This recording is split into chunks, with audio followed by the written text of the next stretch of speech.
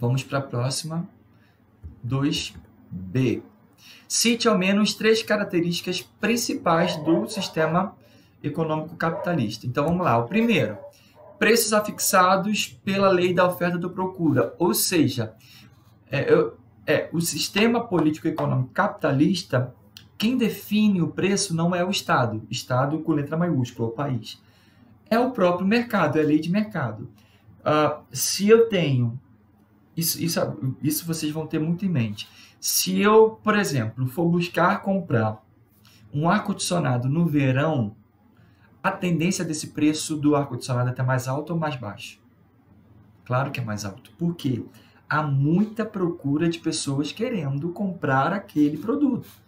Então, quando as demandas são pessoas querendo comprar, é maior do que a oferta ou equivale à oferta, a tendência do preço é subir. O contrário também acontece. Por exemplo, quando acaba o período de verão, que as pessoas não procuram tanto os ar-condicionados para comprar. Então, as fábricas continuam fabricando, cara, que diminui a produção, mas a busca por aquele produto ele tende a cair. Então, vai ter uma quantidade de produtos no mercado e uma quantidade menor de pessoas procurando. Então, a oferta, produtos no mercado, vai ser maior do que a quantidade de pessoas comprando. Então, o que tende é aquele preço cair. Então, esse equilíbrio entre a oferta e a procura é o próprio mercado, tá ok? Livre concorrência, ou seja, eu posso concorrer com qualquer pessoa, eu posso criar políticas econômicas de concorrência como eu quiser. Eu, por exemplo, tenho uma fábrica eu vendo chocolate.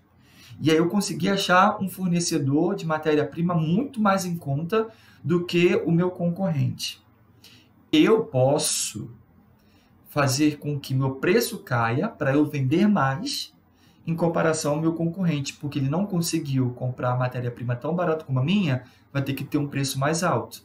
Então, essa lei, essa livre concorrência, eu posso concorrer com quem eu quiser e da forma como eu quiser, de uma certa forma. A maior evidência da diferença entre classes. Exato. Dentro do sistema político e econômico capitalista, fica muito mais claro a realidade de que muitos não têm nada e poucos têm muito. Então, há uma diferença entre classes sociais. Você consegue facilmente entender no contexto mundial países desenvolvidos ricos e países pobres. Ok? Então, essa dicotomia entre classes, a diferença entre classes, ela é muito mais latente, evidente, é muito mais fácil de se observar dentro do sistema político-econômico capitalista. A maior produção em menor tempo também, porque no sistema capitalista o objetivo é a obtenção de lucro. Se eu quero obter mais lucro, eu vou criar novas formas, novos métodos, eu vou criar novos mecanismos para que eu possa produzir mais em menor tempo, sempre visando obtenção de lucro. Cultura do consumismo. Exato. Infelizmente é uma coisa que eu abomino, mas infelizmente também é uma coisa que é inculcada na nossa mente de uma forma meio que inconsciente. Por que inconsciente? De uma forma geral, você precisa pensando nas necessidades vitais básicas. Quantos tênis você precisa para você não cortar o teu pé, para você não passar frio, para você andar tranquilamente? Todos nós precisamos de um par de tênis, mas ninguém tem um par de tênis, ou a grande maioria vai ter mais que 2 pares de tênis. Quantas calças você precisa? Calça comprida? Uma, mas nem raras são as pessoas que vai ter uma calça, principalmente no nosso contexto social, pessoal da turma. Ou seja, quando nós adquirimos produtos e serviços além da nossa necessidade, isso é chamado de consumismo. Consumo é quando eu adquiro bens e serviços para suprir necessidades básicas. Quando eu ultrapasso essas necessidades, aí é chamado de consumismo. Tá, o consumismo ele é nocivo, ele é prejudicial quando você traz à mente isso aqui, ó. Você é o que você tem. Por que que é prejudicial? Porque no momento em que, de repente, no contexto da sua vida, de repente o seu pai, sua mãe não vai ter condições de dar aquilo que você precisa, não vai dar aquilo que você quer, mas sempre tem dado aquilo que você precisa, mas você olha para o seu colega, você olha para o seu vizinho, por ele ter algo que você quer, vai criar dentro de você uma falsa necessidade de que você precisa ter aquilo para você ser feliz. Então, isso é uma ilusão.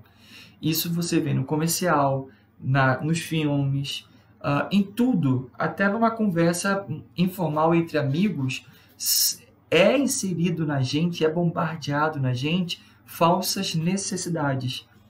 Então, a cultura do consumismo é algo muito evidente e consequente é uma consequência do sistema político econômico capitalista. Vamos para a próxima. Qual o papel do Estado nesse sistema econômico? Então, gente, o papel do Estado ele é mínimo. Como assim? O Estado mínimo? Se a gente for chegar lá no início do capitalismo, a primeira fase do capitalismo, durante as grandes navegações, o expansionismo marítimo, lá o Estado era absoluto. O que é o Estado absoluto? O Estado absoluto é o que controla todas as áreas dos setores da população. Economia, saúde, educação, tudo. Então, o Estado controla tudo. O Estado é absolutista, lá atrás, no início do capitalismo. Hoje, nós estamos na atual fase do capitalismo, que é o capitalismo da informação, o capitalismo informacional, sobre o pano de fundo, da globalização. Na atual conjuntura, na atual realidade do sistema econômico capitalista, o Estado ele é mínimo, ou seja, ele é oposto lá de trás. Lá era absoluto, hoje ele é mínimo, ou seja, cabe o Estado a não intervenção na economia. A própria economia vai gerar a economia. Cabe o Estado suprir as necessidades básicas da população por meio da saúde, moradia, educação, segurança. Então, o Estado ele acaba sendo apenas um órgão que vai regulamentar a economia, mas ele não vai definir, ele não vai padronizar a economia. Então, o Estado ele é mínimo. Sempre quando tiver a palavra Estado com letra maiúscula, Estado, país. Ok? Próxima pergunta. 3.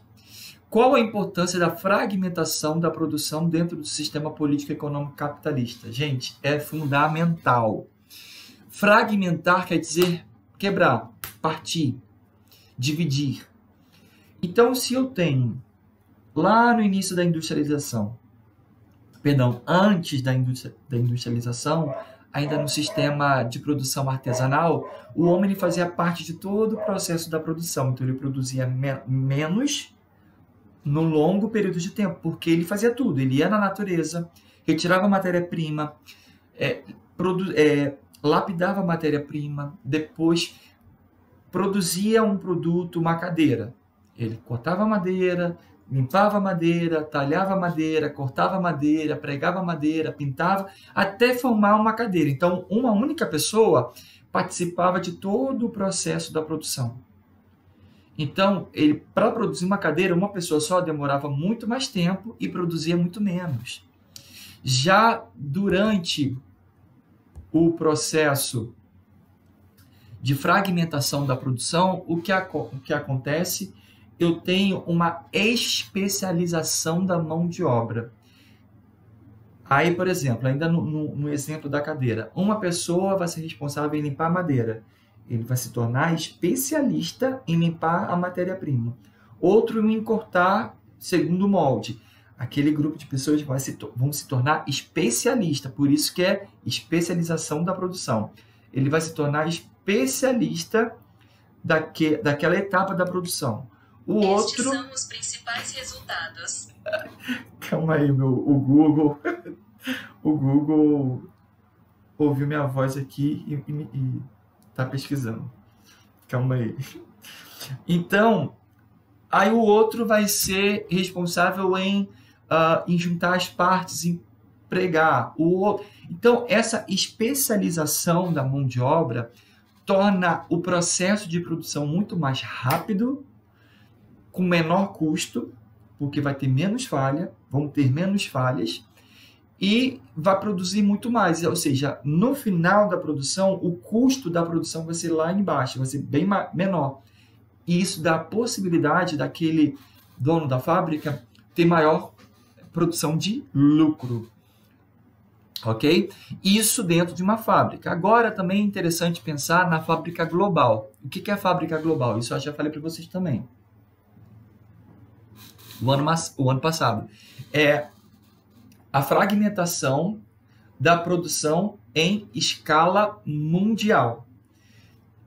Gente, eu vou dar pause aqui, porque eu vou parar aqui na fábrica global, porque já vai dar o tempo, depois para eu subir para o YouTube vai ser difícil, tá?